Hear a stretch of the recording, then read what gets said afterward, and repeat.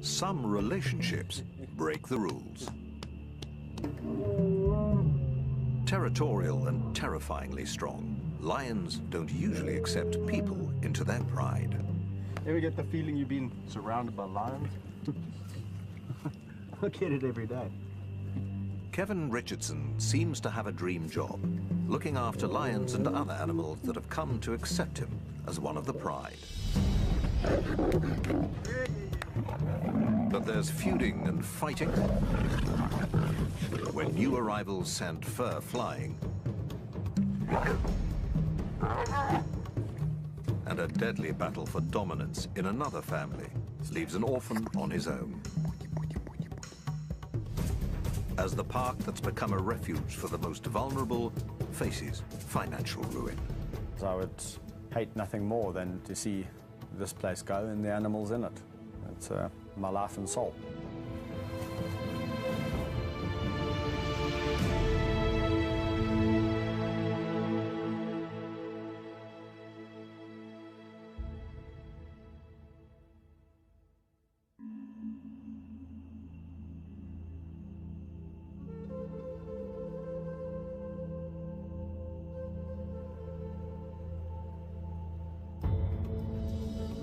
The private wildlife sanctuary, dubbed the Kingdom of the White Lion, covers almost 7 square kilometers.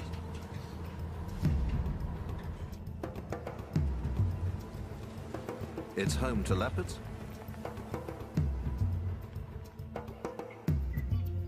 hyenas, and lions. One of the largest and most impressive prides in the park is dubbed the Big Kings.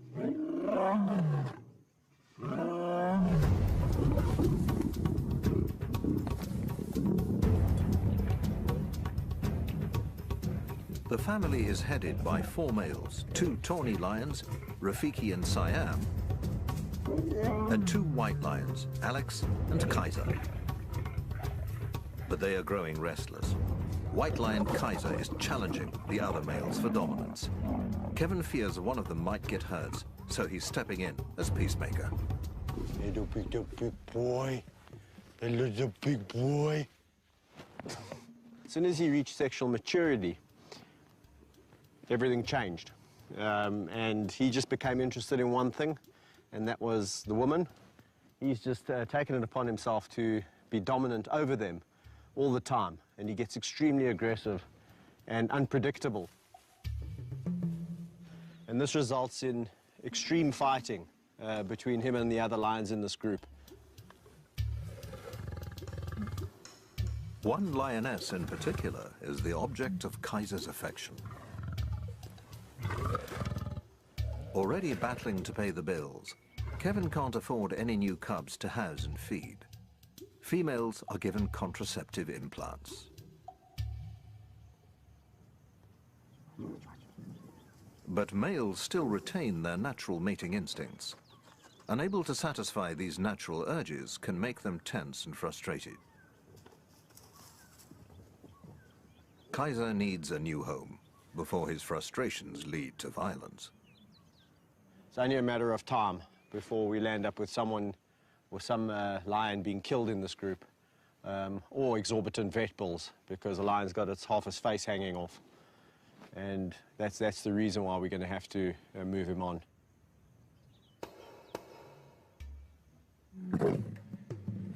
All of Kevin's 38 lions have been bred in captivity.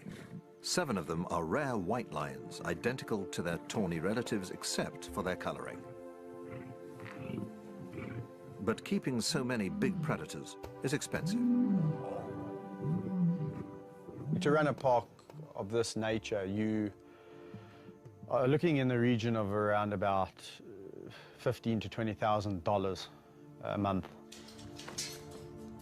And that's just maintenance, anti-poaching patrols, staff, keeping the electric fences clean. You got your little magic pliers. You know, feeding the lions, watering the lions, making sure they've got proper veterinary health care. They've been de-ticked, vehicles, petrol, fetching food. It's a big job. People don't realize what a mammoth job it is, taking on, looking after a lot of lions, you know, not just one lion. It's, you know, a lot of mouths to feed. Kevin helped to set up the park as a giant film set for a movie about a white lion. It was his job to look after all the animals on set.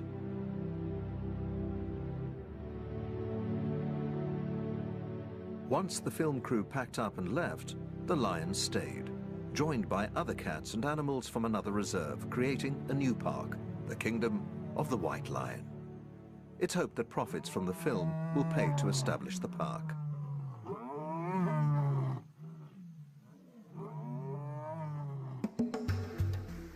Managing the reserve is a full-time job that includes caring for animals from the time they're born. There's a nursery for cubs, like these young lions, the last to arrive before all of the lionesses in the park were implanted with contraceptives. Yeah, your tongue is rough. So this area over here is known as the nursery area, where all the orphaned or abandoned youngsters come. And in this particular case, we have two lions that are not related, Mfumo and Vayetsi, about 10 months of age. And these little hyenas were also abandoned. So they all land up here in the nursery area where they can get the care and the love and the attention that they need. The two lion cubs are growing up fast. They'll need more space and the chance to mix with adults to develop social skills needed to thrive in a pride. Incorporating the youngsters into a pride will be difficult. Newcomers are often rejected or attacked. Their easy life in the nursery is about to come to an abrupt end.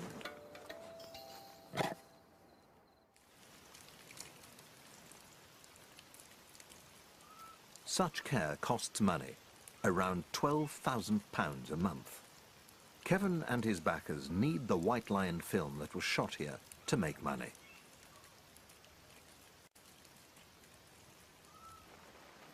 Profits are desperately needed to pay for running costs and the transformation of the reserve into a zoo for paying visitors. If the cash they need doesn't start to flow in, the park and its inhabitants face an uncertain future.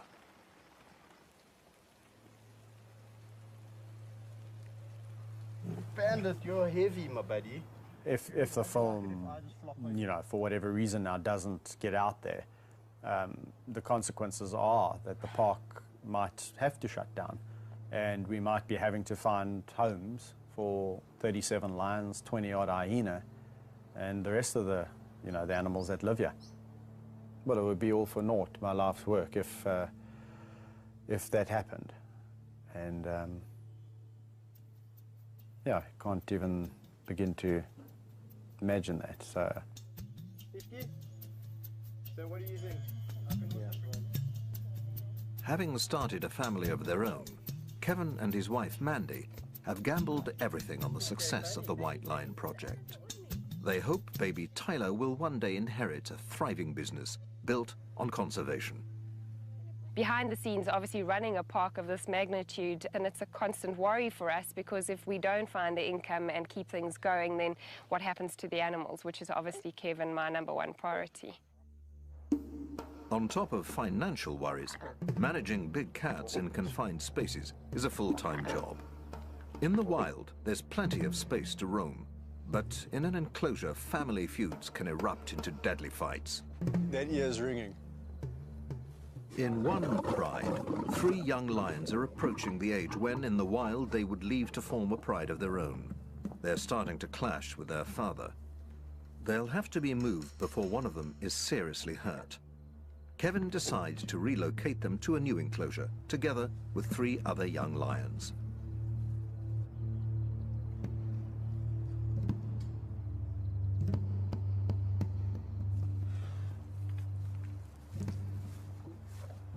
Having hand-raised and spent intimate time with all of his big cats, Kevin has a good insight into which of them should get along together. But in this case, there's an added complication. I'll tickle you to death. I'm gonna tickle you A hyena that thinks it's a lion. Spunny, the hyena, has grown up with 3 of the young lions from the time he was born.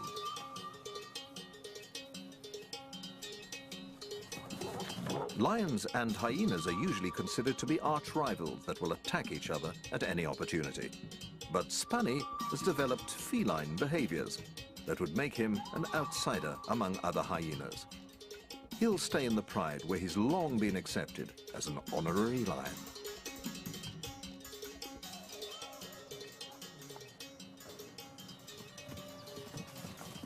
With the lions, actually, he lives a pretty cool life. He's one of the pride. They live a very lazy life. They're both very social animals. Best of mates, in fact.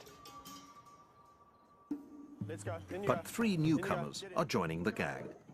It remains to be seen how they'll interact with a pride member that looks suspiciously like a hyena. We're going to release them today, see how it goes today, especially with Spunnies, the hyena. And depending how it goes by 2 o'clock, 2 o'clock's the feeding time. If it's all going well, we'll feed them together. If we suspect that it's a little bit awkward and things aren't going so well, then we'll maybe remove them and take them back.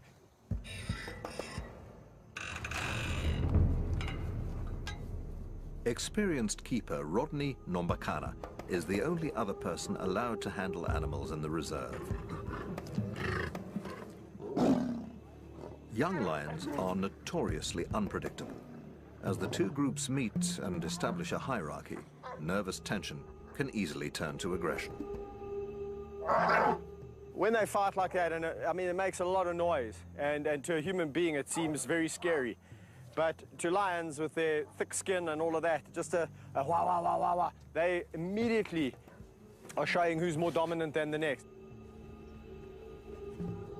One group lays low, while the other three lions and Spunny the hyena look to Kevin for reassurance. So at the moment, we're in a bit of a apartheid situation. We've got this group, including Spunnies. Spunnies is on the periphery, and myself, and the three newcomers, and it's segregation. But it's gone really well. I'm really happy about it. There's been a little bit of nose touching and that kind of interaction. No aggression from either side. The two groups soon integrate and start to make friends. That's fantastic. Even Spunny finds his place in the new pride.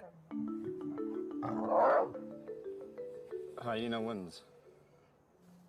But the real test is still to come.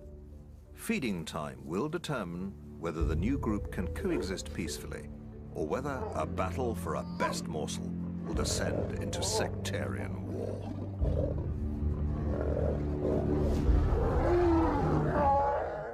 Rivalries between male lions over pack dominance rage across the plains. But only one can be crowned the king.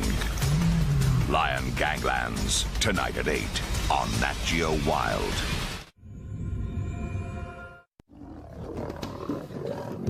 It's feeding time for a new pride nicknamed the Terrible Teens, and an ultimate test of whether the two groups that have only just moved in together can get along. Initial squabbles subside when they realize there's enough to go around.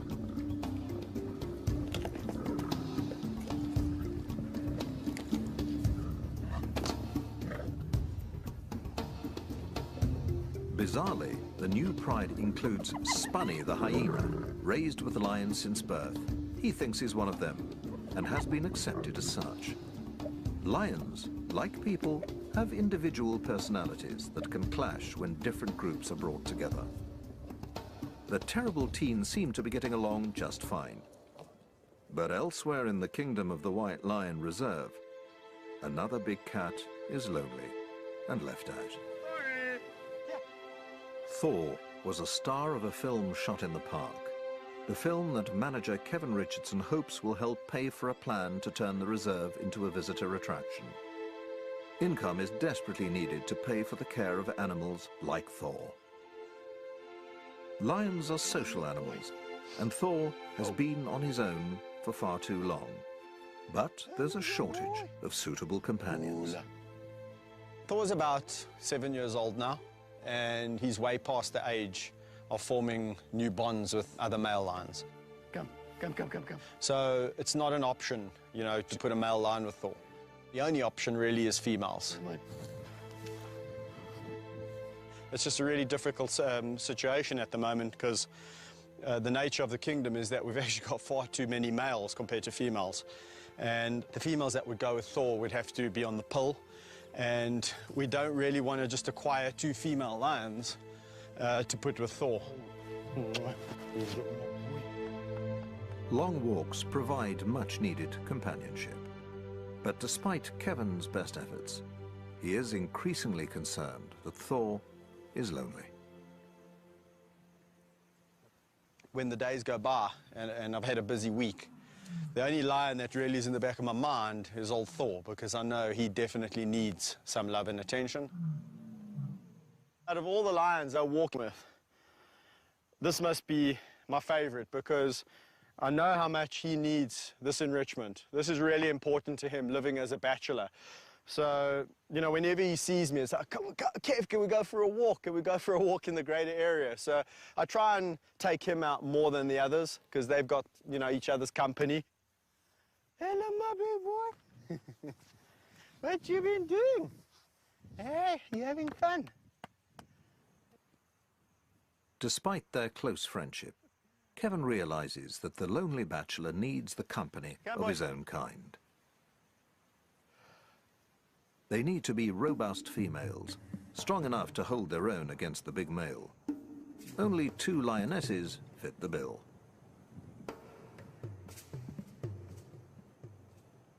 But they're already part of a stable pride, and there's no guarantee they'll get along with the temperamental Thor.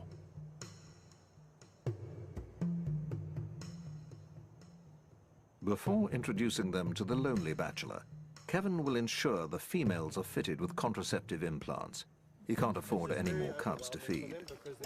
There's a big crew of people, and everyone's excited, and they just want to get excited. He's counting on the coming feature film to bring in some much-needed income.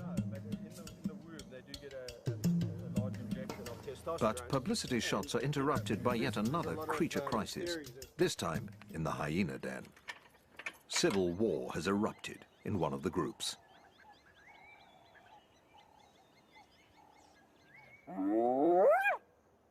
Hyenas live in matriarchal clans, ruled by females.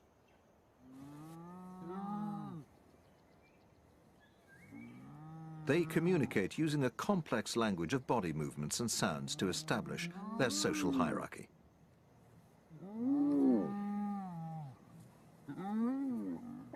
Males are lowest in the social rank. In the warring clan, a mother is fighting with a daughter that's challenging her position as a dominant female.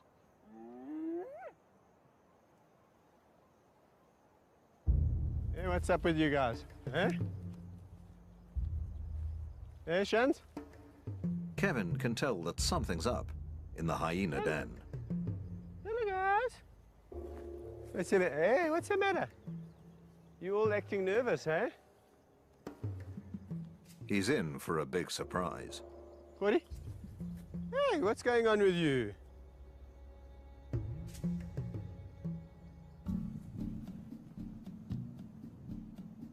The dominant mother of the hyena clan is nowhere to be seen. Where's Gina? She in the den? She's usually first to the fence to greet Kevin, but not today. We're all acting very strange. I guarantee you something's up. Eh? Given the battle brewing between mother and daughter, he investigates the den. And there's a big surprise in store. What? He's got some cubs. There's 3. She's got 3. This is very, very unusual. Hey, my girl. This is the first time she's had 3. I feel like a little kid on Christmas. I want to go wait to unwrap my present. This is amazing because she's actually very calm. Gina's a very protective mother. In fact, ferociously so. You could imagine she will protect these cubs at all costs. Newborn hyena cubs are vulnerable to a deadly threat within their own clan. Babies are often cannibalized by rival adults and even their own siblings. Kevin will need to keep a close eye on them.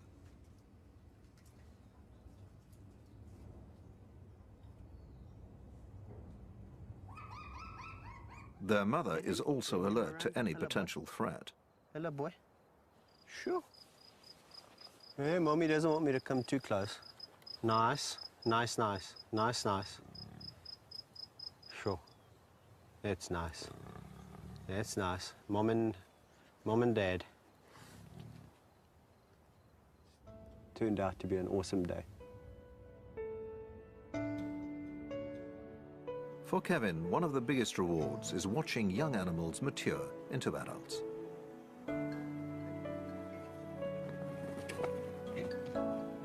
And those closest to his heart are two lionesses he rescued as cubs. Well, over here we have Meg and Amy, probably two lionesses that I'll never have a better relationship with. Our love affair started pretty much 8 years ago when Mom abandoned them. They probably weigh in at about 180 kilograms each. But their characters are so different. Although they've had the same upbringing, the same input, the same amount of love, the same amount of discipline, Amy is a little bit more reserved, sometimes can be petulant. Meg, on the other hand, is just the most boisterous, outgoing, fun-loving lioness you'll ever come across. And that's why I can go swimming in the river with her. She's just full of confidence. If I go in the river, she wants to go in the river. Lions will usually avoid water. Meg's extraordinary behavior seems to reflect her trust in Kevin. A big adult lioness coming up, rubbing her head on your face, feeling her tongue. It's like 80-grade sandpaper doing this. You can't stop them from doing it because it's their way of showing affection. So you've just got to endure the pain, and I tell you something, it's really worth it. Kevin has worked with big cats for more than 12 years, but has been criticized by some who believe he risks his life unnecessarily.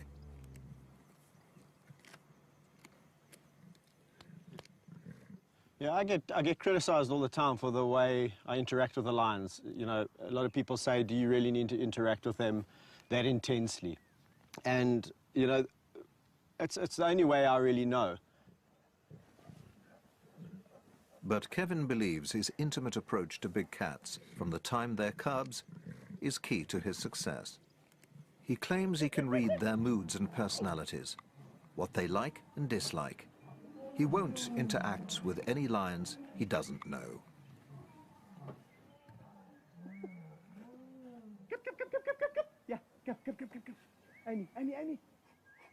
So Meg and Amy are just those two unique individuals that I can do this kind of thing with quite freely. And truly, if I fell asleep in this enclosure, I honestly can say I fear not that they would jump on me and try and eat me while I'm sleeping.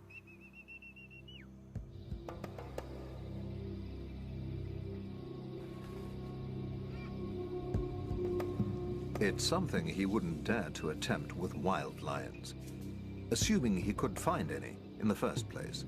Wild populations have declined by 80% in less than 30 years.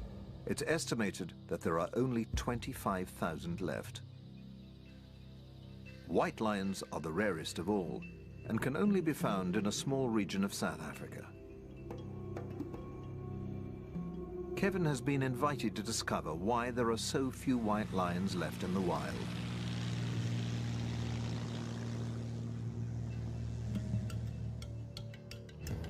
He's flying to the Timbavati Nature Reserve, part of the Greater Kruger National Park, a vast wilderness area covering more than 23,000 square kilometers. Only 11 white lion births have been recorded in the last 5 years, and of those, only 3 are thought to have survived.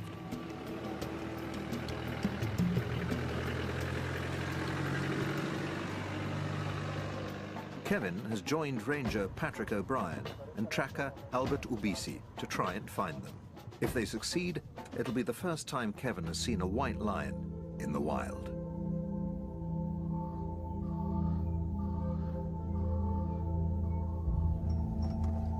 So, yeah, we're not far now. We've been tracking the lions for some time now. And we know it's the group that we're looking for because we can see the adult females and we can also see the cub spoor. So it's just, I reckon, around the corner there. Albert's told us we should expect to find some lions, hopefully.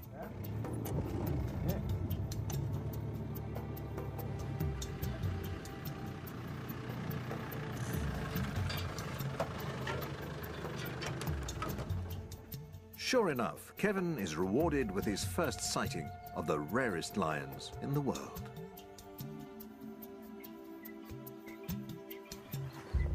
This is awesome, man. Very good. White lions display a rare recessive gene that inhibits the production of color in their fur. But they are not albinos. Their paw pads and lips are pigmented, and often their eyes are bluish instead of the usual golden brown.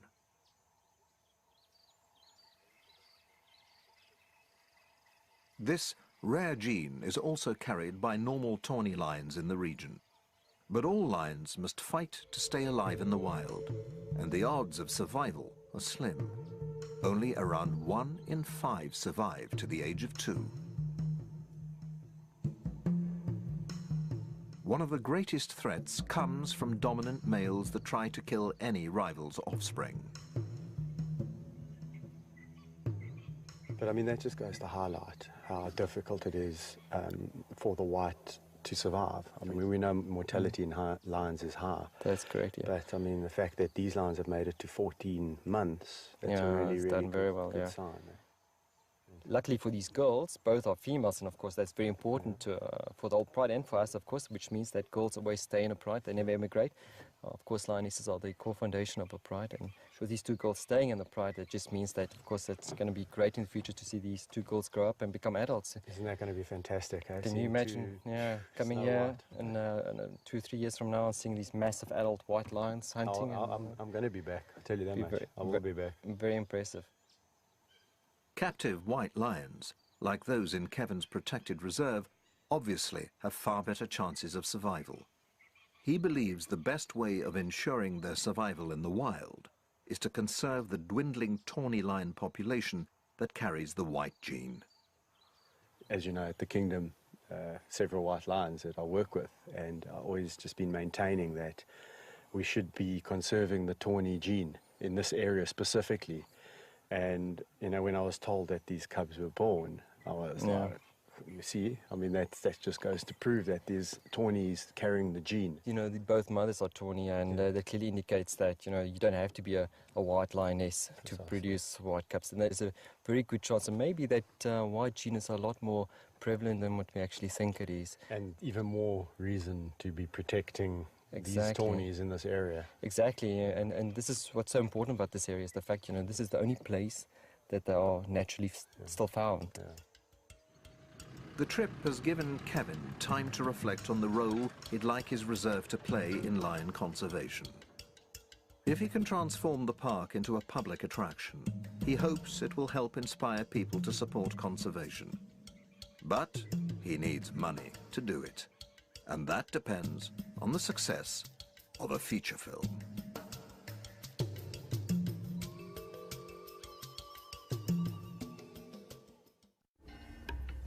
The future of the majestic animals in the kingdom of the White Lion Reserve depends on the success of a feature film starring its feline residents. Manager Kevin Richardson thinks nothing of play fighting with a quarter-ton lion. But public speaking is another matter, and he has to face the cameras to promote the film that's vital to the future of his beloved animals. Well, it's tricky because when you're working with animals that can eat you, you've got to be... 4 years in the making, it's hoped the film will make a profit that can be used to transform the park into an attraction for paying visitors. I'm not joking. I mean, the film took 4 years to make. And believe you me, when a lion doesn't want to do something, he doesn't. And you better listen to him. You better listen to him.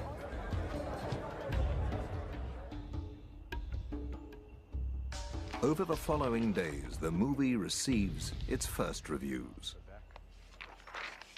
City vibe, yeah, feline feast. 4 out of 5.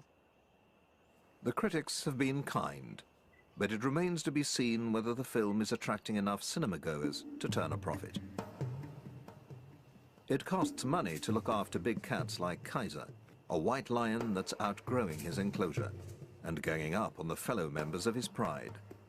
But there's just no room left in Kevin's reserve.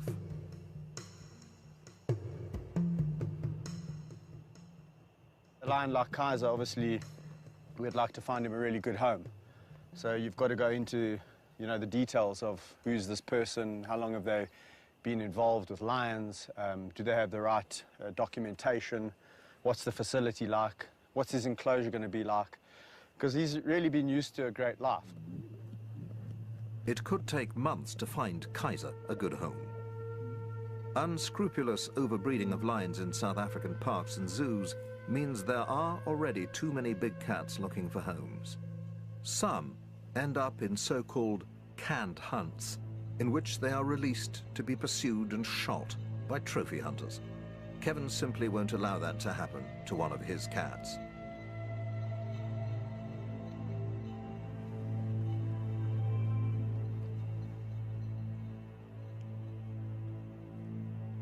He can only hope that Kaiser calms down and stops causing trouble in his enclosure.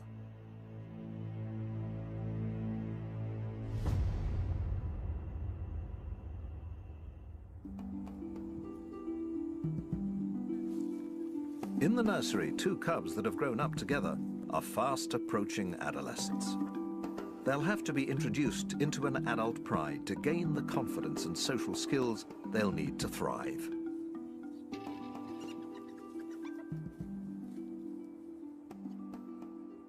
I'm a firm believer in cradle to grave, and for every animal that you hand raise, you really are responsible for his destiny. So if an animal has been taken away for whatever the reason, it's a lifetime commitment, and you've got to really figure out what's going to happen with that animal when it gets older. Come, boys! Come, Fumu! Come, boys! The cubs have a big week ahead of them. Let's go. Come, let's go. Come, good boys. The plan is to gradually introduce the cubs to the adult members of their new pride, the so-called terrible teens. If the cubs were suddenly dumped into the deep end, fighting and serious injuries could result as the adults follow natural instincts to show the cubs who's boss.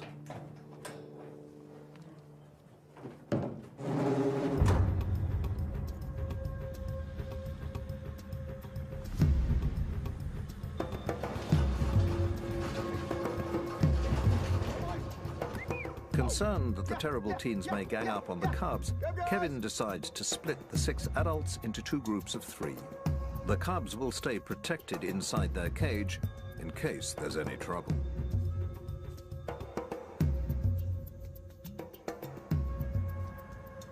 I'm a little bit apprehensive because these 3 are notoriously aggressive, especially when it comes to lions, other lions that they don't know.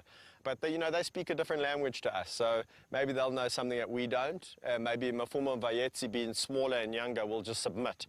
If that happens, it's fantastic. If it doesn't, we'll have to conjure up another plan. Hello, boys! Oh! Hello, boys! Oh, look. Go look. Nicely. Who's that? Look, they've been so nice and friendly. Despite Kevin's initial anxiety, the mood seems relatively relaxed. This is much, much better than I expected. This is phenomenal.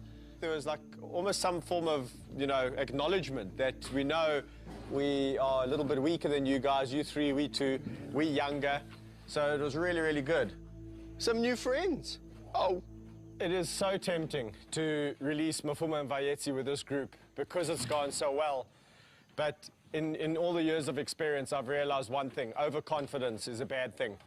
And I just think we should wait probably another 1 or 2 introductions like this before we release, because they can almost lure you into a false sense of security where you think, everything's okay. And as soon as you open this gate, it's a different story.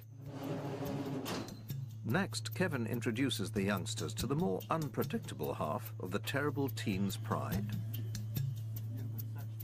Unbelievable. Bandit. They're the oldest and most unruly trio of the group. Quickly surrounding the van, they seem to sense the new arrivals inside. Once again, the cubs are kept in the cage for their own safety. It's not the terrible teens, but one of the cubs that gets aggressive, albeit from behind the safety of a cage. Come on, be nice. Be nice. Vayetzi, why you being a naughty boy? Don't be a naughty boy. Oh, whoa, whoa, whoa, whoa. Eh? That was really incredible interaction. It went exactly opposite to how I thought. I thought the youngsters would be a lot more submissive and roll on their backs, and that these guys would show some aggression and show some authority. It was exactly the opposite. The youngsters came at them full of aggression, and these guys were completely passive. How are you doing in and amongst all of this? Kevin keeps the van open for an hour, hoping that relations will improve. Hey, Vayetzi. Okay. So I think what I'm going to do is let them all out together. We've done this a couple of times. There's hardly any interest. The only line that's really showing any form of aggression is Vayetzi. It's because he's a bit nervous. Mafumu is completely relaxed. These guys are not going to do anything bad. I think if anything, it's going to come aggression from the youngsters. These guys might give a wah, wah, wah, and it's going to be all over. So I'm going to go and let them out. Be nice. Okay. Without the protection of a cage, cub Vayetzi's bravado quickly fades into submission.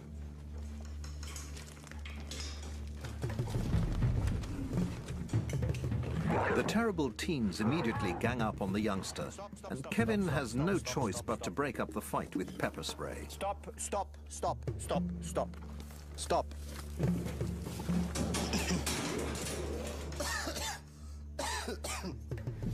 I just got a hunch that it would be okay to let them all out. They're all in jolly moods.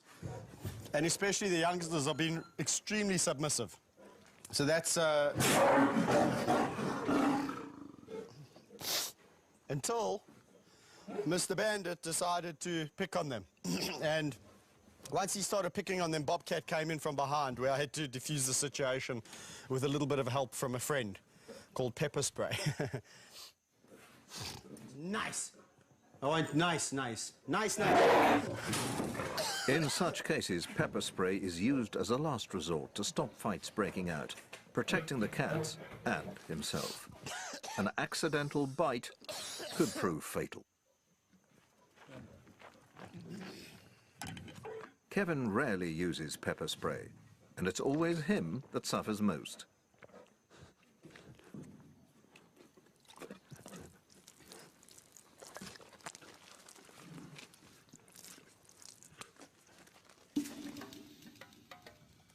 The terrible teens have lived up to their reputation. Introducing them to the cubs hasn't worked as well as he'd hoped.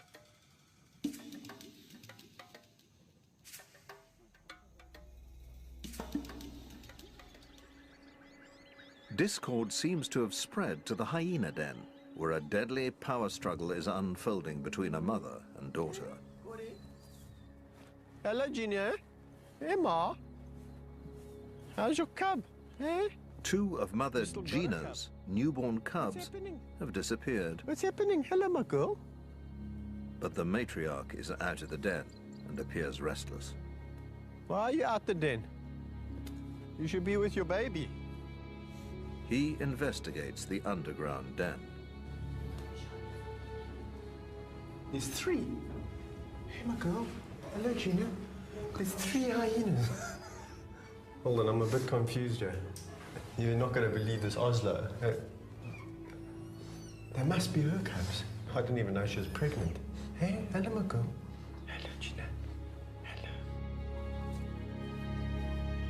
The matriarch's remaining cub is still alive, but her daughter Oslo has also taken up residence in the den and given birth to 2 more new cubs. Kevin believes the daughter may have killed and eaten her mother's cubs in a battle for dominance. Yet the two seem to be coexisting peacefully enough. Kevin hopes it's the end of bloodshed in the clan. But the civil war is about to escalate. What's going on in here, guys? Eh? A mother and daughter are killing each other's cubs in a savage battle to dominate the hyena clan. My goodness, what's going on here? Eh? A total of 4 cubs have disappeared. Matriarch Gina is avoiding the den. It's a bad sign. She seems a little bit calm and friendly, and that's a bit worrying, because if she had a cub, she would be a lot more cautious and protective. The hyenas are behaving strangely. The daughter and another male are raising their tails, a clear sign of aggression. These guys are showing signs of a little bit too much aggression, and I think we should start hopping out of here, right?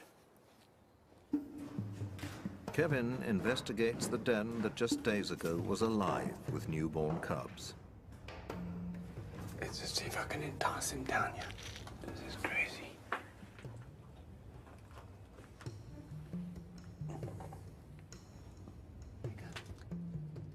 It seems that only one cub has survived the bloody family feud.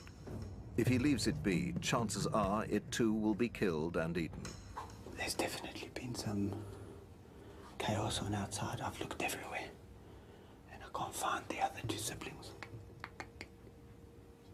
It looks like either Gina's probably come and killed one of Oslo's, and Oslo's in return killed one of Gina's, so Gina's got no cubs left.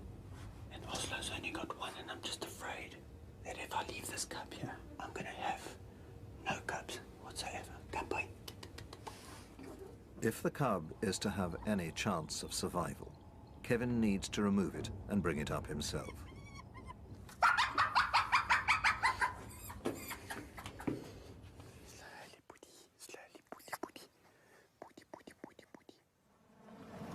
Hand-raising the hyena cub is another full-time job with another costly mouth to feed.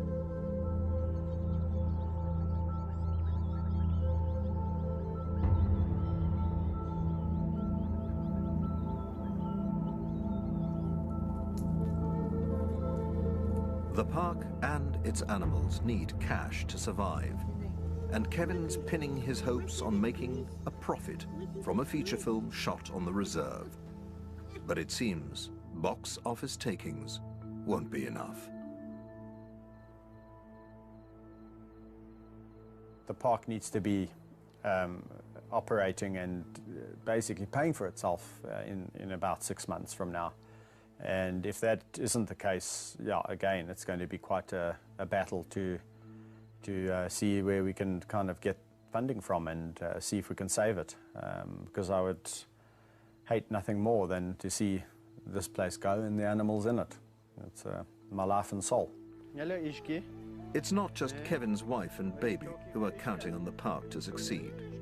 The big cats, hyenas, and the staff that look after them are all part of one big extended family. We've been with these animals since they were young, so they are like, we are part of their family. I don't even want to think about what it would do to me if for some reason, you know, the lions are taken away from me or I'm taken away from them. It would be, I don't know how to describe it. Mm. 12 years ago, I made a little pact with 2 lions called Tau Napoleon, and the commitment was to really see them through to old age. And that's basically a lifetime commitment, and I'm not going to throw in the towel just because we've got a couple of financial issues. Like the bush trails stretching before Thor, the lonely lion, the road ahead seems uncertain and strewn with shadows under a setting sun.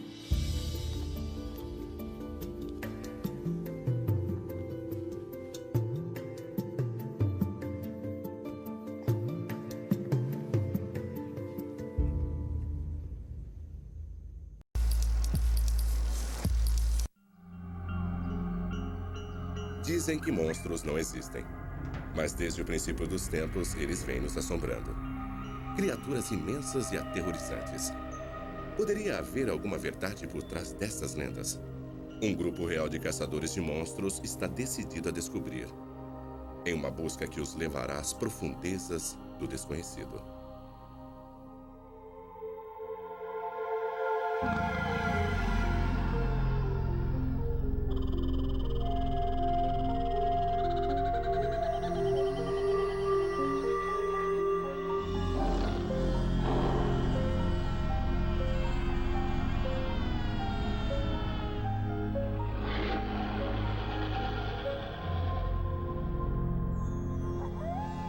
Caçadores de monstros.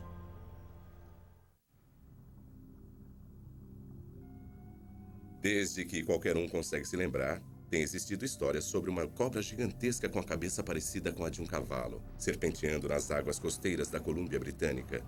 Durante séculos, essa serpente apareceu na mitologia dos nativos norte-americanos, em pinturas rupestres e nas laterais das canoas baleeiras. Os pioneiros a batizaram de Cadborossauro, devido à baía onde acreditam que ela vive, perto de Victoria, a capital da província. Mas a maioria dos canadenses considerava isso um mito. Até que um dia, em 1937, uma estação baleeira do norte foi palco de uma descoberta incrível. O que parecia ser uma versão mais jovem desta criatura foi retirada da barriga de uma baleia. Isso foi considerado uma prova conclusiva para muitos, até que a carcaça desapareceu sem deixar vestígios. Os cientistas Ed Bosfield e Paul LeBlanc vêm perseguindo o Cadborossauro há 30 anos. Agora, com a ajuda do criptozoólogo Jason Walton, a equipe está tentando reunir provas concretas da existência da criatura. E como ele é, mais ou menos? Mais ou menos deste tamanho. Quase todos os dias, Jason acorda às 4h30 da manhã para iniciar uma vigília matutina na praia. Ele conversou com muitas pessoas que sabem que o Cadborossauro realmente existe. Ele só precisa de imagens para provar isso. Deve haver alguma razão para este animal vir para esta parte do mundo. As serpentes marinhas e outros animais misteriosos são avistados em todo lugar, no mundo inteiro, em todos os oceanos. Mas este animal é visto todos os anos. E nós só podemos achar que é por algum motivo específico. Talvez por razões reprodutivas. E se não fosse o fato de que centenas de pessoas viram exatamente a mesma coisa, isso provavelmente não faria o menor sentido, mas isso é que nos motiva a continuar. O Cadborossauro já foi visto no sul até São Francisco e ao norte até o Alasca. Mas todos os anos é aqui que acontecem as aparições mais frequentes, em Deep Cove, perto de Victoria. A espantosa consistência dos relatos, de donas de casa a pilotos comerciais, é o que traz Paul LeBlanc e Ed Bosfield de volta para cá todos os anos. Ed. Como vai você? Deep Cove é uma enseada bastante profunda. E algumas observações sugerem que as fêmeas vêm até as praias aqui e têm os seus filhotes no período noturno, à noite. Então esperamos que alguém consiga, pelo menos, capturar uma espécime bebê que consiga apanhar um, de fato, para que nós possamos passar para o segundo estágio de conhecimento.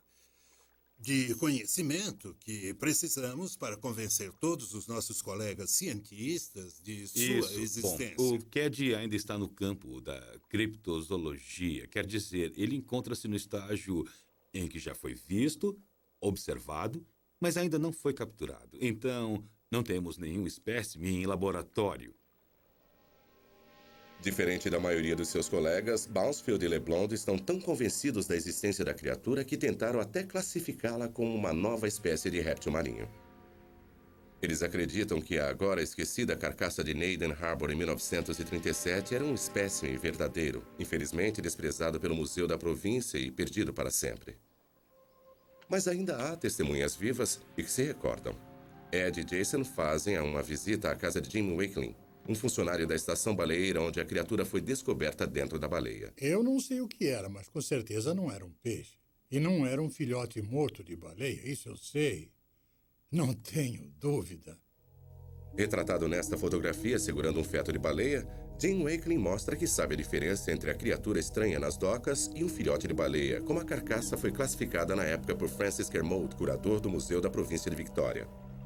A cabeça não chegou à Vitória. Eu acho que não chegaram muitas partes dela à Vitória. Então, quando este homem, Kermode, observou, não havia muitas evidências concretas que comprovassem o fato, então ele não levou muito a sério. Como saber o que era a menos que se compare com alguma outra coisa? Eu não poderia dizer que era um cavalo, poderia? Porque não parecia com um cavalo. Eu não sei o que era. Mas era uma coisa muito estranha, com certeza. Ah, aqui está. É isto. Se aquela coisa aparecesse aqui amanhã flutuando, eu poderia dizer, eu vi uma serpente. Mas eu vi uma serpente mesmo ou o que foi que eu vi? Eu não sei, não é? Vocês também não sabem. Vocês ainda não podem afirmar que era uma serpente marinha, apesar de que parecia ser.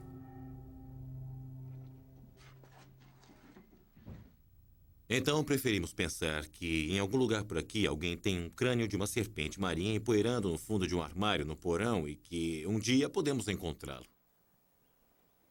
Na casa de outra testemunha, Jason instala o primeiro conjunto de câmeras ligadas por computador para registrar a criatura em vídeo. Este é o segundo ano do projeto de rastreamento do Caddy e eles esperam resultados promissores. Bob Iverson, um experiente pescador comercial que conhece bem a vida marinha, acredita ter visto o Cadiborossauro de sua varanda. Eu vi uma coisa, e aquilo parecia com pneus boiando. Um aqui, outro ali, e então eu me levantei, olhei melhor, tentando ver. Aí avistei novamente entre aqui e aquela boina verde, o que é uma boa distância. São uns 15 minutos remando para chegar até lá, e estava se movimentando rápido. E aí ele se virou e voltou. Ed e Jason checam o equipamento para rastrear Caddy. O sistema só é ligado quando detecta movimento na superfície da água. No ano passado, ele revelou alguns intrigantes registros em vídeo de uma criatura nadando através da baía, movendo-se furtivamente em linha reta, ocasionalmente levantando a cabeça para fora d'água. Não parecia se mover como uma foca ou uma baleia. Alguma coisa realmente surgiu ali, mas simplesmente estava longe demais e estava muito escuro. Nós temos essas câmeras instaladas onde ocorrem visões múltiplas todos os anos. Então vai funcionar. Nós esperamos que dê resultado. Existem outras coisas, eu tenho certeza, que estão nos oceanos e que nós não conhecemos. O Megamouth, um tubarão muito grande, de aparência muito estranha, foi apanhado por acidente em um cabo submarino no Havaí. Ninguém jamais havia visto um antes. É um tubarão com quase 6 metros de comprimento e ninguém sabia de sua existência. Então, se hoje nós capturássemos um Cadiborossauro e conseguíssemos trazê-lo para um museu para identificá-lo claramente como uma nova forma de vida marinha que jamais havia sido descrita antes, aí então ele se tornaria real. Aí nós teríamos um corpo para os cientistas trabalharem, fazer testes e examinar. A apenas 2 horas da ilha de Victoria, os cientistas descobriram alguns dos fósseis mais bem preservados de répteis marinhos já encontrados. Jason está investigando esses ossos antigos para determinar uma possível ligação com o Cadiborossauro. Répteis marinhos com 15 metros como este Elasmossauro costumava habitar as águas profundas da ilha de Vancouver há 80 milhões de anos. Seria possível que algum tenha sobrevivido até hoje? Você acha que existe alguma característica física comum entre este indivíduo e estes ossos aqui? Bom, os dois têm um corpo longo e esguio. Este parecia possuir uma cauda bastante longa, bem parecida com a deste outro aqui. Certo. Mas nesta fotografia, bem na ponta da cauda, parece haver uma barbatana bifurcada, como a que nós encontramos na cauda de uma lagosta.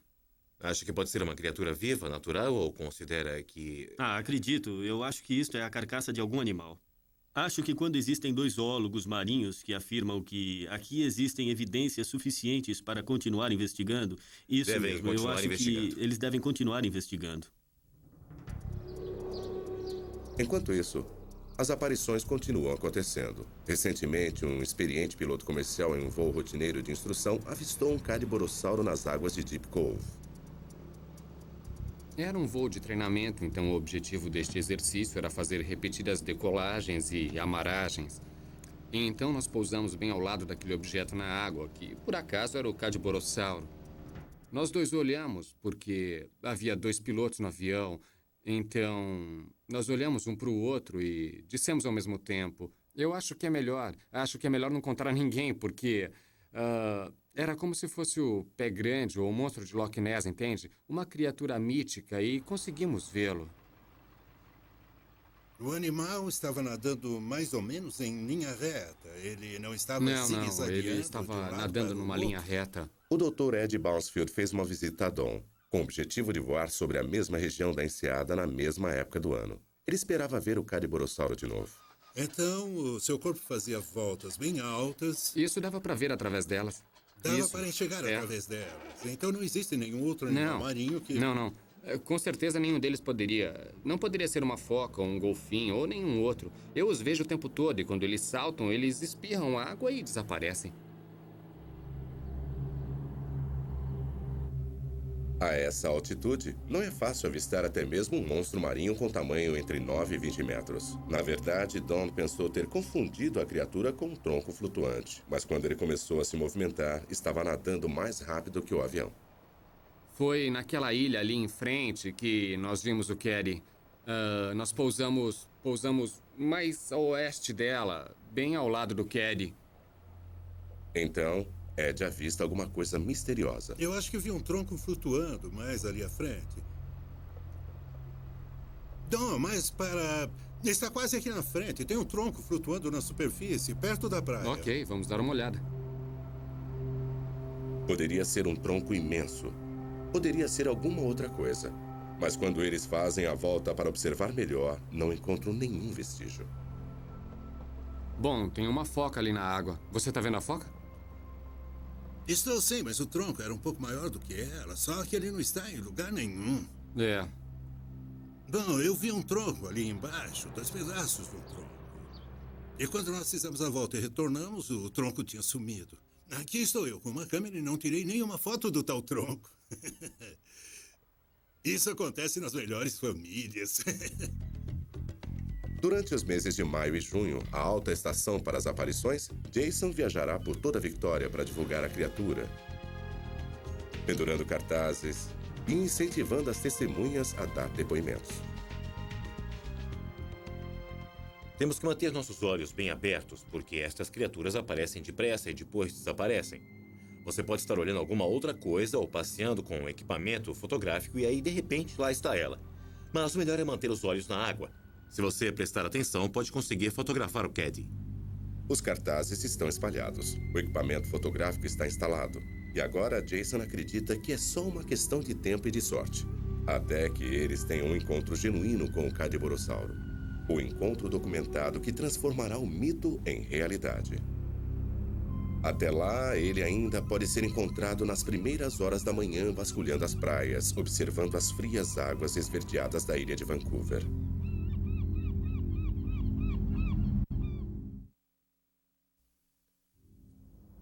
As profundezas dos oceanos ainda abrigam muitos mistérios, muitos territórios desconhecidos, muitas criaturas que ainda estamos por descobrir. Mas que tal encontrar cara a cara uma fera mítica gigantesca a poucas horas de uma grande metrópole? Aqui no sudeste da Austrália, não muito longe de Sydney, as pessoas afirmam ter encontrado um macaco gigantesco, um pé grande que eles chamam de Yowie. Conhecido por ser um caçador inteligente e selvagem, ele vagueia pelas florestas do interior e pelos quintais, procurando por alguma coisa para comer. Não é à toa que esta fera enorme, com 3 metros de altura, vem deixando as pessoas apavoradas há séculos. A dilaceração indica a morte de animais pelo Yowie. Decapitação, o pescoço quebrado, desmembramento do corpo. Todas essas coisas não me deixam muito tranquilo. Me disseram que podia ser um canguru, um wallaby, um wombat, qualquer coisa, mas o que eu ouvi ali na floresta foi uma coisa que nunca tinha ouvido antes e eu não conseguiria descrever aquele rugido para mais ninguém. Era muito ameaçador, era muito selvagem e era dirigido contra mim. Aquilo fez o cabelo da minha nuca ficar literalmente em pé. Eu fico todo arrepiado toda vez que eu penso naquilo. Para os aborígenes, esse homem peludo e assustador já estava aqui nessas terras antigas quando eles chegaram. Os primeiros moradores da Austrália ouviram falar nessas lendas e logo as histórias de pessoas que atiravam no homem macaco encheram as páginas dos jornais. Até hoje, em algumas áreas rurais, o Yowie continua sendo uma aterrorizante fera noturna, uma criatura feroz que mata brutalmente e sem hesitação. O barulho das pegadas parecia de gente, só que maiores, como se colocasse os pés no chão com muito cuidado. E dava para ouvir os galhos quebrando, os arbustos se mexendo, cedendo com o peso dele. O Yowie ficou na minha frente. Ele tinha 1,80 m e estava de pé no mato. Ele atravessou o arbusto e rugiu na minha cara. Depois ele saiu correndo pela floresta numa velocidade incrível, arrastando tudo pelo caminho como um trator enlouquecido. Acho que esta é a melhor maneira de descrevê-lo. Ele arrancava tudo pelo caminho e rugia. Dean Harrison e a equipe australiana de pesquisa de hominídeos estão em uma missão. Trabalhando frequentemente na escuridão total, eles estão utilizando sofisticados equipamentos de visão noturna e de rastreamento para localizar o Yowie. Eles afirmam que estão fazendo um intrincado jogo de esconde-esconde com a criatura. Ex-fisiculturista e fã de Elvis, Dean é um homem determinado, liderando sua própria equipe de combatentes. Eles vieram para Blue Mountains, perto de Sydney, para vasculhar a floresta e conhecer a casa de testemunhas recentes do Yowie.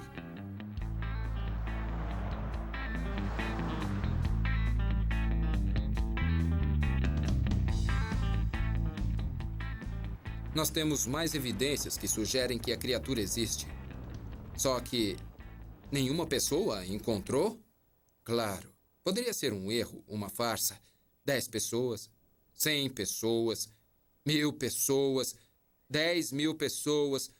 Onde fica essa linha que separa a ficção da realidade? As pessoas dizem, não pode ser. E eu pergunto, por que não? Além de Dean, outros membros importantes da equipe incluem Ashley Mills, um especialista em eletrônica e rastreamento, Trevor Smith, joalheiro e especialista em mapas, além de diversos comerciantes, advogados e esportistas esperando por um encontro com o Yowie. E eles não se decepcionaram. Expedições anteriores revelaram o que eles acreditam ser tocas do Yowie, pegadas e mordidas em árvores, para não mencionar pedras atiradas contra eles em diversas ocasiões. Certo. Ashley acabou de ter um avistamento perfeito, em plena luz do dia. 2 pedras jogadas contra ele. Depois aquela coisa correu e se escondeu. Mas ele disse que a viu. O incidente que deu início a tudo para Dean aconteceu tarde da noite, quando ele estava correndo em uma floresta perto das ruas de um bairro de sua cidade. Quando parou para conversar ao telefone com sua mulher, ele começou a ouvir um barulho nos arbustos. Eu ouvi os galhos sendo quebrados e o que quer que fosse estava chegando bem perto. Eu disse para minha mulher, Dona, acho que tem alguém me seguindo. Quando eu me virei um pouquinho, eu vi aquela silhueta enorme parada bem ali atrás da folhagem. Então ele foi se esgueirando por trás dos arbustos e aí eu pensei, oh meu Deus, o que é isso? E quando eu dei o primeiro passo, ele começou a correr atrás de mim. Foi o rugido mais horrível, mais assustador que eu já ouvi na vida. Parecia alguma coisa entre um leão e um urso ao mesmo tempo. Quando eu corri, aquela coisa disparou em alta velocidade. Ele entrou no mato, passou pela minha esquerda e correu a uma velocidade 4 vezes maior que a minha, pela folhagem, onde eu mal conseguia andar por causa da escuridão. Ele rosnava e rugia o tempo todo e a cada passo dava um berro gutural. Era diferente de qualquer coisa que eu já tenha visto na vida e nada que Hollywood já tenha inventado. Era muito poderoso. Se aquela coisa tivesse me apanhado, eu não sei se ia ter tempo de gritar. Teria quebrado meu pescoço como um palito de dentes, bem desse jeito. Como pode uma criatura dessas ainda existir? Alguns cientistas especulam que talvez seja um descendente de um gigantesco macaco primitivo de 3 metros, o Gigantopithecus black, que antigamente habitava a Ásia. Baseado em dezenas de relatórios de aparições, Jim e seu grupo acreditam que a criatura pode ter migrado aqui para as Blue Mountains, que hoje em dia é uma reserva florestal. Um território antigo que abriga várias espécies raras de animais e plantas que não são encontradas em nenhum outro lugar da Terra. Nos Estados Unidos, eu até acredito que algumas pessoas podem ver ursos e confundi-los com o pé grande. Mas na Austrália não existe quase nada com o tamanho, peso e aparência geral do yowie. E algumas das descrições das testemunhas são muito parecidas e bastante impressionantes. Essas pessoas viram alguma coisa muito semelhante, elas não poderiam estar todas enganadas. De volta à sua base, Jim e a equipe preparam um equipamento de vigilância para instalá-lo na casa de uma das testemunhas. Nós somos chamados no país inteiro por causa do yowie e estamos tendo sorte suficiente para estar em uma posição que nos permite tentar ajudar essas pessoas. Existe alguma coisa por aí, pelo que nos contaram, que anda roubando as iscas dos baldes. Vamos registrar tudo em vídeo. Jerry O'Connor chamou a equipe depois de diversos encontros dramáticos com o yowie. Agora, câmeras infravermelhas vão determinar exatamente o que está roubando o conteúdo dos baldes e iscas de Jerry. Ontem à noite, eu deixei isto aqui e não mexi mais. O encontro aconteceu de madrugada. Jerry foi acordado por barulhos do lado de fora de sua janela. Quando ele se levantou para verificar, não conseguiu acreditar em seus olhos. E eu saí na manhã seguinte, depois de ver aquela silhueta passar. E eu fiquei no lugar e eu tenho 1,90 m. E calculo que a cabeça dele, quando passou, batia mais ou menos aqui. Então ele parecia ter uns 2,5 m. Conforme a equipe instala diversas câmeras infravermelhas e fios em torno do perímetro do local, Jim verifica uma outra área ali perto, mostrando um dos sinais inconfundíveis do yowie, as marcas de mordidas. Esta é a maior das mordidas em árvores que encontramos. Isso aqui é incrível, Jerry, mas é uma coisa bem característica das Blue Mountains. O que nós temos aqui são marcas muito, muito claras de caninos neste lugar. Tá vendo? Jim e os outros especialistas acreditam que o animal morde as árvores para ter acesso às larvas ou lagartas dentro da polpa sob a casca. Tá legal, pessoal. Algum de vocês pode virar a luz aqui para as câmeras para ver se elas estão funcionando ou não? Claro, aguenta aí. Quando o trabalho no sistema de vigilância em torno da casa está quase completo, a equipe de pesquisa de hominídeos recebe outra chamada. A apenas 1,5 km dali fica uma rua que teve mais aparições do que gostaria. Existe uma rua, em particular, nesta cidade, onde moram 60 pessoas. As 60 pessoas naquela rua já encontraram a mesma criatura nos últimos 15 anos. A equipe chega à casa de Neil Black, um professor local que afirma que ele e sua família têm um yowie morando no pântano no quintal de sua casa. E mais, que eles o têm alimentado. Nós descobrimos que, deixando comida para ele e depois saindo para procurá-lo, ele gostava disso. E nós chegamos à conclusão que talvez este yowie fosse um filhote muito jovem e gostava da brincadeira. E todas as sextas à noite, depois do trabalho e antecipando o fim de semana, nós perseguimos esta criatura pela floresta com vizinhos e correndo atrás dele durante horas. Então nós chegamos à conclusão que sua brincadeira preferida era o esconde-esconde. Encontros passados indicam que o yowie é atraído pelo cheiro de comida. Então eles decidem deixar lá fora algumas linguiças recém-cozidas para atrair a fera. O equipamento de vigilância está instalado em uma barraca ali perto.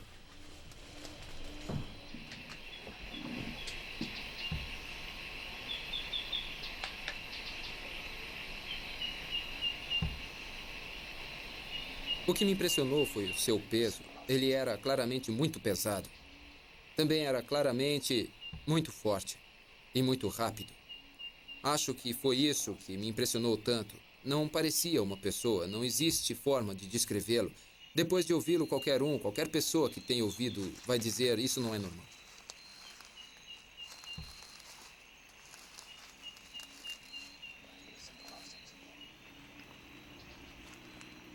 Mas mesmo depois de algumas horas, não há movimento no local e a isca permanece intacta. O yowie não vai cair esta noite. É hora de uma mudança nos planos.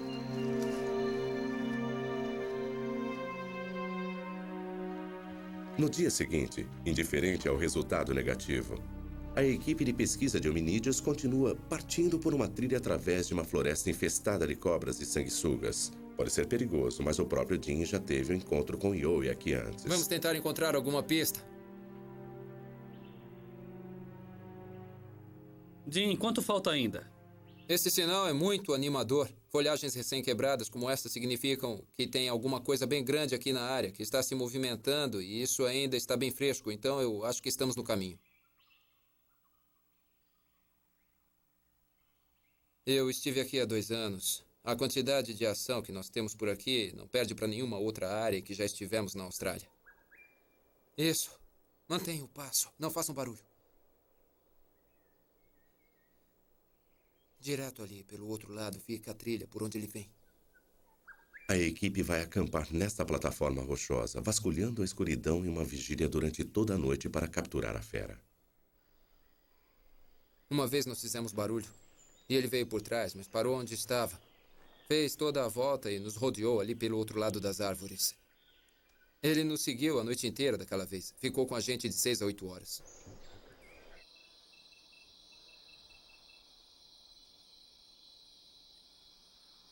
Na tentativa de visualizar o Yowie, o silêncio é muito importante.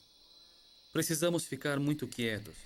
Alguns Yowies são curiosos, mas outros, quando sentem que você está por ali, pegam outro caminho e tentam encontrar alimento em outro lugar.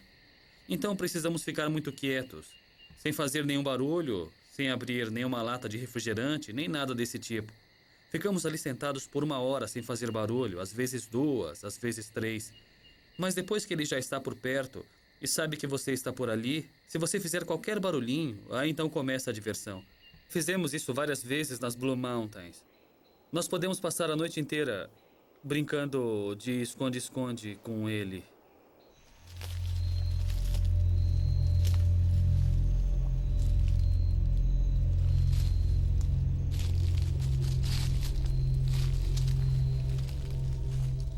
O Yowie é muito inteligente. Ele aprende as coisas.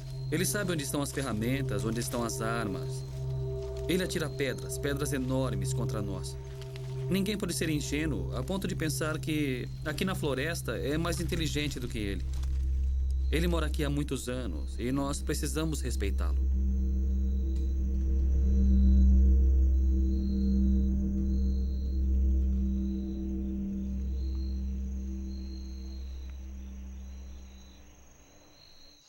Nós já tivemos registros aqui, aqui e aqui. Então, eu sugiro que Trevor e Mike podem ir por este lado aqui. Eu e Ash vamos seguir essa trilha até aqui embaixo, mas se alguém perceber alguma coisa, avise pelo rádio. Em que canal? 23. Façam contato a cada meia hora. Então, combinado. A cada meia hora. O grupo se divide. Cada homem tomando uma trilha diferente através da floresta, esperando encontrar o Yowie desprevenido. O medo pode dominar uma pessoa. Sabendo que essa criatura está por aqui, vendo seus rastros e o ouvindo, quem sabe vendo o Yowie, é assustador.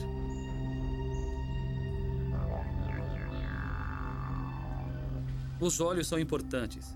Aqueles olhos vermelhos e brilhantes que indicam que ali está um Yowie.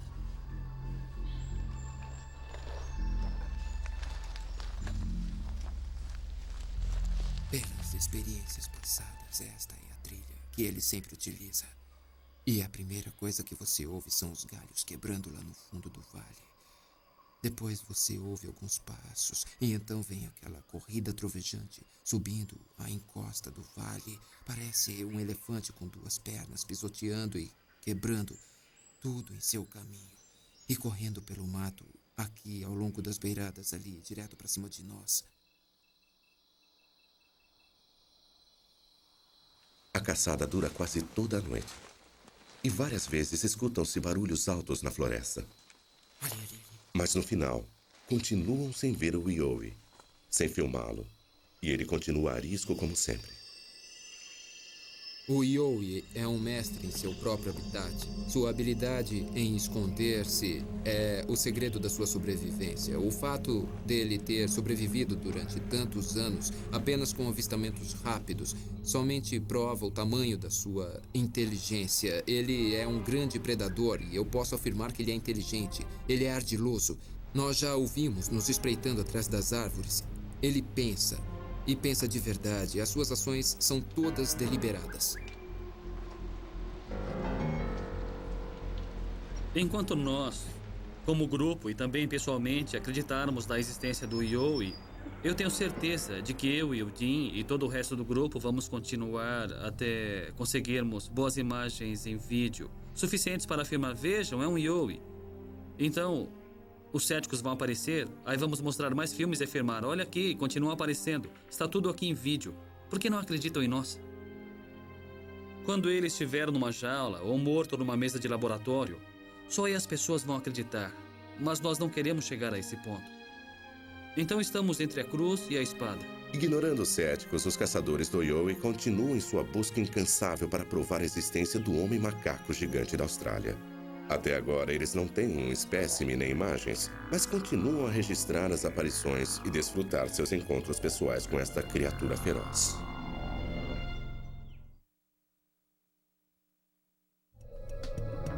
Os monstros aparecem sob diversas formas. Alguns, como Yowie, começaram como uma lenda e permanecem no campo da criptozoologia. Outros, como o tigre da Tasmânia, claramente já existiram, até seu desaparecimento da face da Terra. Desapareceram mesmo? Eu avistei aquele animal estranho a uns 400 metros de distância. Lembrava um cachorro em sua aparência, mas não era cachorro nenhum. Ninguém pode jamais afirmar quando o último indivíduo de uma espécie está extinto. Eu acho que o tigre da Tasmânia ainda está por aí porque há relatos demais sobre ele para que se possa ignorá-lo. Tasmânia. Uma ilha solitária ao sul da costa da Austrália. Essas florestas úmidas abrigaram uma das grandes aberrações genéticas da natureza, um estranho elo perdido com o passado. Eles eram chamados de tigre da Tasmânia ou Thylacine, um predador ardiloso, temido por suas imensas mandíbulas e sua habilidade de arrancar a cabeça de suas vítimas.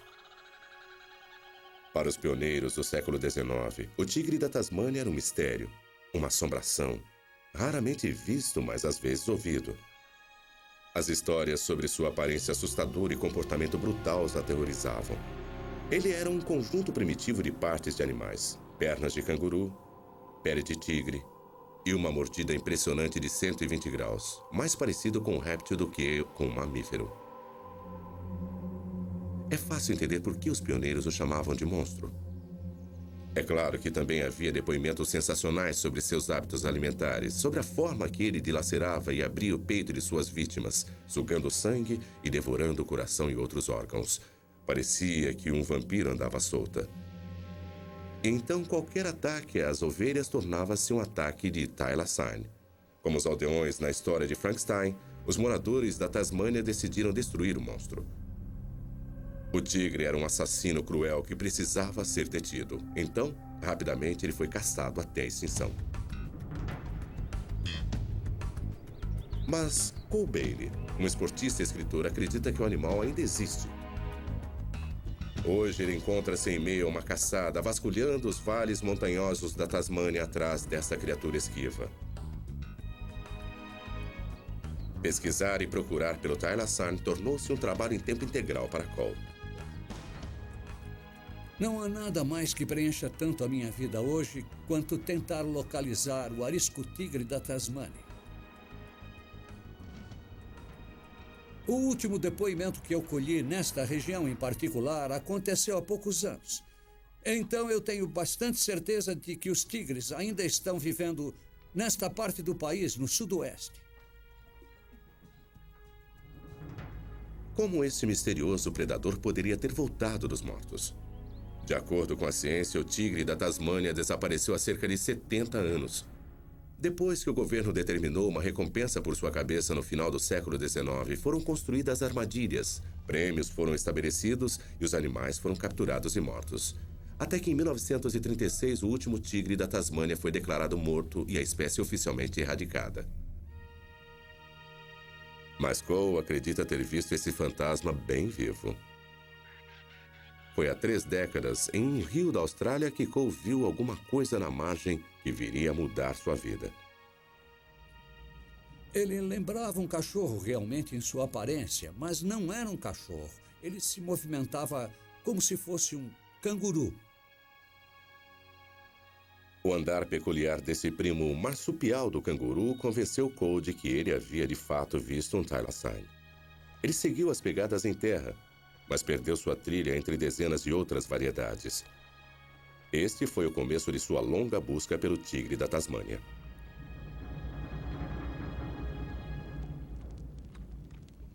Quase 20 anos depois, em um acampamento rotineiro na floresta, ele teve um outro encontro. Era de manhã bem cedo.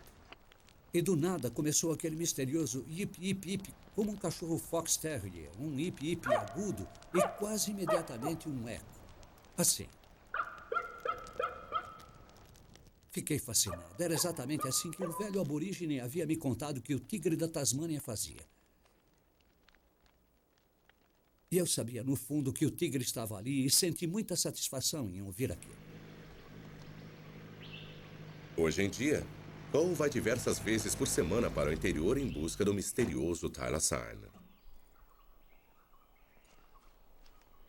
Andar nas florestas da Tasmânia pode ser perigoso. Cole encontra um dos répteis mais venenosos e agressivos do mundo, a cobra-tigre. Para não falar das gigantescas sanguessugas e os arbustos densos e afiados. Isso aqui é bem difícil. São muitas subidas, depois as descidas na volta, e é perigoso nos 2 sentidos. Ao longo deste corredor, aconteceram diversas aparições do carnívoro lendário em anos recentes. Lenhadores e mineiros prestaram depoimentos. Existem também trilhas intrigantes ao longo do caminho. E quanto mais longe ele vai, mais convencido fica de que está no caminho certo.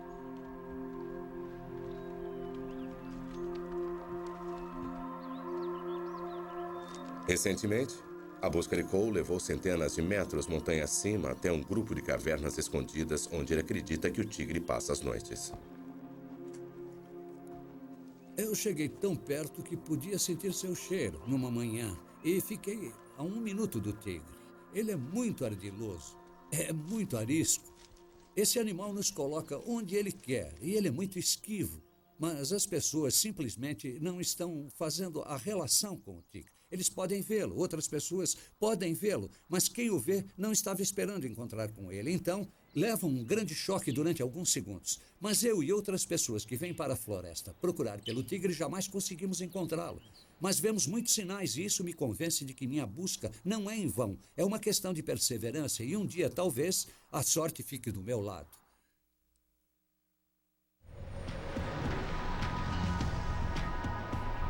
A centenas de quilômetros das selvas da Tasmânia, um projeto iniciado em Sydney terá um impacto enorme sobre a busca de Cole.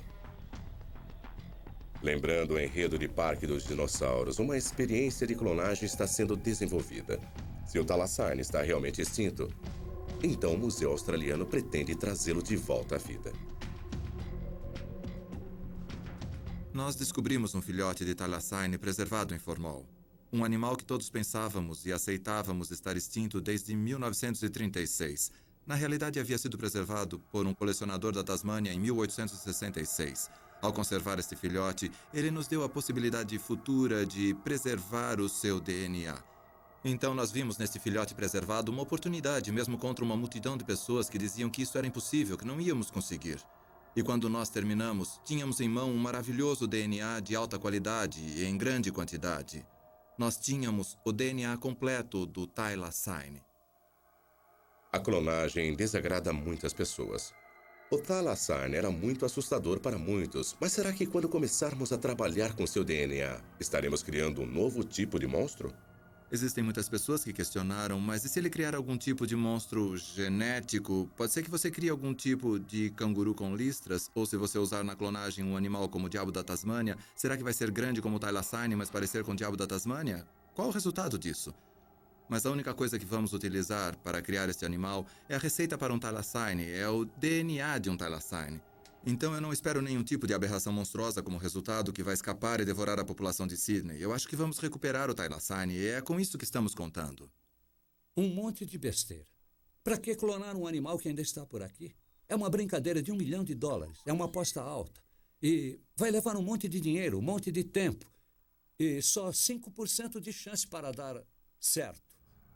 Eu acho que em vários aspectos este projeto é uma coisa ameaçadora para essas pessoas.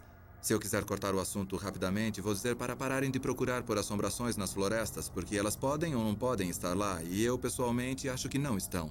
E o fato de que vamos tentar recuperar um deles é uma forma de cortar toda a magia que existe nessa busca nas florestas, nos recantos escuros da Terra, por estas criaturas misteriosas. Mesmo assim, existe uma dignidade à moda antiga na busca de Cole. O tipo de determinação que não é encontrada em um tubo de ensaio. É aqui que eu sempre suspeitei que ele morasse, bem aqui, nesta pequena plataforma. Acho que ele esteve aqui. Deve ter me ouvido chegando ali pelo outro lado daquela árvore, e então ele escapou por aqui, mas o cheiro continuou durante bons minutos. Aí eu percebi que o animal tinha ido embora. Se o Thylacine for encontrado, algumas pessoas acreditam que será aqui, 160 quilômetros ao norte do acampamento de Cole. Nós achamos que há mais Thylacines na área de Mole Creek do que no Nordeste ou no Sul. Ser uma caçadora dos tigres, a única mulher caçadora dos tigres, tornou-se um problema. É uma pena que os outros entusiastas não queiram se reunir a mim e dividir as informações. E sendo mulher, eu não gosto de entrar na floresta com outras mulheres. O que nós estabelecemos foi um centro de pesquisas do tigre da Tasmânia. Nós temos o crânio de um Thylacine encontrado por nós. Eu vou pegá-lo. Este aqui é o sujeito que nós encontramos na costa noroeste. Ele foi encontrado em uma caverna. Este aqui foi datado por radiocarbono. Foi encontrado em 1995 e não tinha mais do que 2 anos de idade. Então, provavelmente, foi uma das maiores descobertas que fizemos. Existem algumas evidências muito interessantes e eu mesmo encontrei algumas que sugerem que há restos do Thylacine mesmo no território da Austrália e que, em termos de radiocarbono, são modernos. E tendo eu mesmo encontrado um destes, mais uma vez sou cauteloso. Existem muitas coisas que podem resultar em datações erradas por radiocarbono. A contaminação por fontes modernas de carbono em um espécime pode resultar em uma data equivocadamente recente. Nós encontramos algumas fezes que esperamos ser do Thylacine. Aqui estão 2. Normalmente, classificamos pelo tamanho. É difícil determinar a diferença entre as fezes do diabo da Tasmânia e do Thylacine. Os caçadores do Thylacine são uma raça estranha. Nunca ficamos juntos. Sabemos uns dos outros, toleramos uns aos outros e até mesmo admiramos uns aos outros, mas jamais nos reunimos e trocamos informações porque existe um certo teor de ciúme envolvido nisso. E cada um de nós tem seus próprios métodos e segredos. Mais um fato estranho mantém os caçadores como Cole nessa busca. Apesar de estar oficialmente extinto, o tigre da Tasmânia permanece protegido como espécie ameaçada, fazendo com que muitas pessoas especulem que sua verdadeira história permanece em segredo. Há menos de 20 anos, 2 homens foram processados por tentar capturar um animal que oficialmente estava extinto. Foi uma situação ridícula, então o governo deve saber bem mais do que quer demonstrar. Existem alguns religiosos fundamentalistas que dizem que isto é brincar de Deus quando interferimos no curso das coisas e que isso é uma coisa horrível de se fazer. Minha resposta a estas pessoas é muito simples. Eu acho que nós brincamos de Deus quando exterminamos o animal. Foi aí que nosso comportamento foi inapropriado. Se havia uma época para censurar as atividades, foi aquela. O que estamos tentando fazer é brincar de humanos inteligentes e desfazer o que fizemos quando nos comportamos equivocadamente. Esta sala aqui, eu acho que podemos chamá-la de meu templo ao tigre da Tasmânia. Não aprendemos com esse erro, e esse foi só um. Mas este animal sofreu o maior genocídio contra uma espécie em qualquer lugar do mundo. O que aconteceu com o tigre da Tasmânia foi a eliminação total, mas felizmente alguns sobreviveram. E a espécie se mantém até hoje porque alguns poucos conseguiram escapar da matança. Com o passar dos anos, as pessoas tornaram-se mais simpáticas ao Thylacine. Talvez seja por causa das imagens do último animal vivendo solitariamente no zoológico de Hobart, ou talvez seja o fato de que descobriu-se que os cães selvagens eram os verdadeiros responsáveis pela maioria das mortes de ovelhas. Quando nos deparamos com experiências genéticas, precisamos imaginar que novos monstros poderemos estar criando. E então a busca de Cole pela verdadeira criatura torna-se uma corrida contra o tempo para provar sua existência, antes que a ciência adiante esse rumo ao desconhecido. Este último animal, este último representante da espécie, de seu gênero, de uma família de marsupiais únicos, foi tratado com desrespeito, foi tratado com desprezo. E partiu silenciosamente, sem um ganido, e desapareceu antes que as pessoas entendessem o que estava acontecendo. Compreender isso me revolta como biólogo. Quem é o monstro aqui? O Thylacine ou nós? É como uma guerra. O que você vai fazer quando as balas começarem a atingir você? É parecido com isso, quando você vê um tigre da Tasmânia. O que vai fazer quando realmente vir o tigre? Vai andar na direção dele, ficar parado ou vai recuar? Enfrentei essa questão e sonhei com ela muitas vezes. Eu acordava e lá estava o tigre, mas era só um sonho. O Thylacine sairá dos nossos sonhos e voltará para o nosso mundo? Ele já estaria aqui. Nosso planeta fica cada vez menor, mas ainda existe tanta coisa sobre ele que ainda não conhecemos. Tantos reinos inexplorados, tantas criaturas fantásticas que ainda não foram descobertas. Alguns recantos sombrios foram povoados com mitos e demônios, os temores obscuros da nossa imaginação. Ainda assim, quem pode afirmar que em alguns deles, os mitos não podem ser reais?